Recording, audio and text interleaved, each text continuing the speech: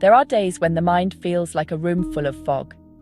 It does not arrive with a sound.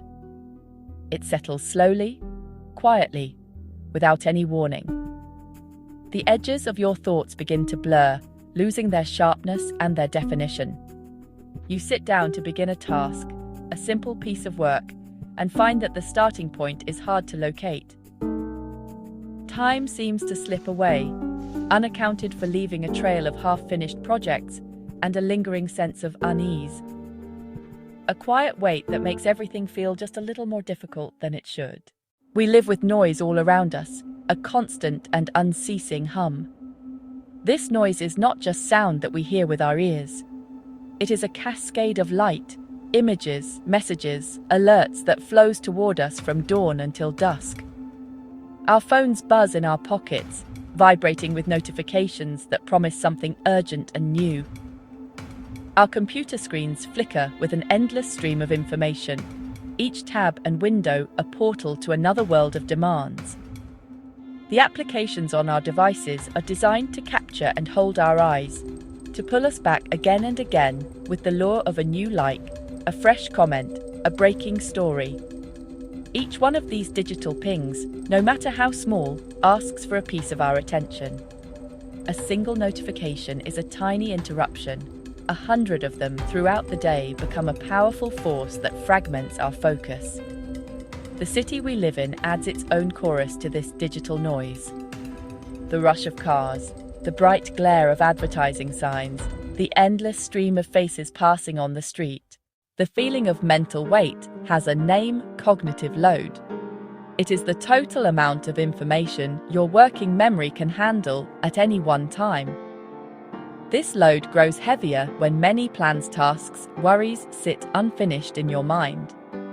Imagine a small, invisible list of jobs that lives in the back of your head, a list that you carry with you everywhere you go. It contains the email you need to send the call you have, to return the groceries you must remember, to buy the dozen half-started projects waiting for your attention on your desk. Your brain, in an effort to be helpful, keeps reminding you of these things. This constant internal recall uses a surprising amount of mental energy. Even when you are not actively working on these tasks, a part of your brain is dedicated to tracking them, keeping them from being forgotten. This background process is like running a demanding application that you cannot close.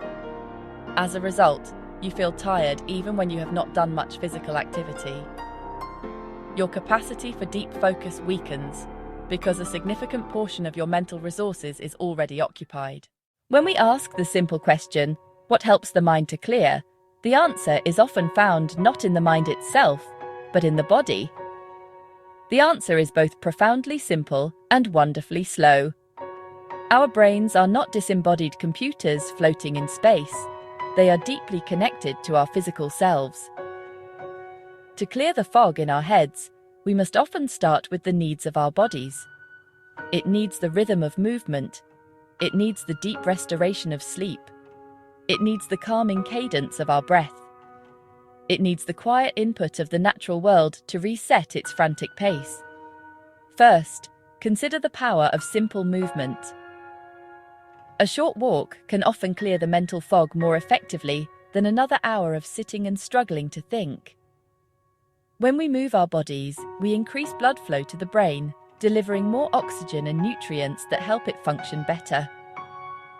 Movement also stirs the mind in a gentle way, shaking loose the rigid patterns of thought that can leave us feeling stuck. You do not need an intense gym session. Simple, steady movement is enough.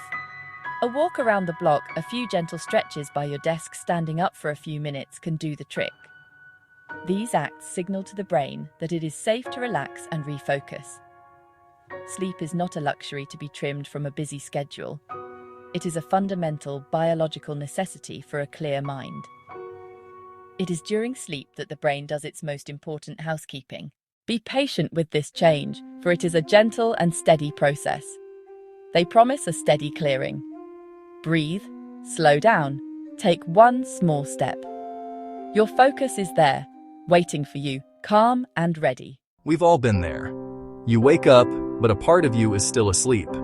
You try to read a paragraph, and your eyes skim the words without grasping the meaning. It's brain fog. It's not ordinary fatigue. It's a sabotage of our ability to process reality.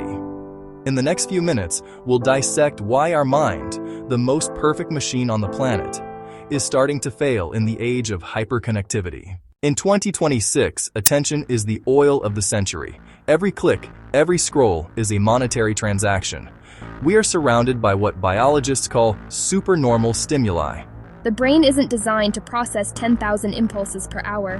When we fragment our attention in 1,000 directions, we train the muscle of focus to simply stop working. The solution is almost revolutionary in its simplicity. Voluntary boredom. Training the mind to sustain a single boring task is the gym of clarity. If you can't sit alone for 5 minutes, you're not the master of your mind. You're its passenger. There's a concept in computing called RAM. It's the immediate working space. In humans, this space is finite. Every task you procrastinate, every promise you don't write down, takes up space in that memory. Your subconscious doesn't know the report is due in a month. It only knows it's pending. It's what we call brain soup.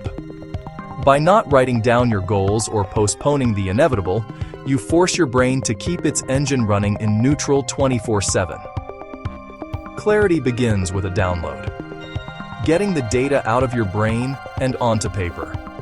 Emptying the soup until only clear, manageable broth remains. If there were a drug that could increase focus by 30%, reduce anxiety, and improve long-term memory, it would be the discovery of the millennium. That drug exists. It's called movement. When we exercise, the brain releases a protein called BDNF.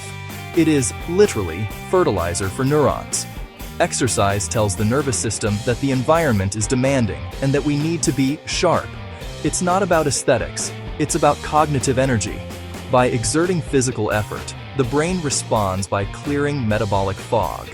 We become the optimized version of ourselves, the focused tiger. Mental clarity is not a gift of luck.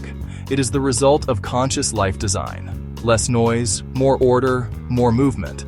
In a world that tries to steal every second from us, regaining our focus is the most radical act of freedom we can exercise.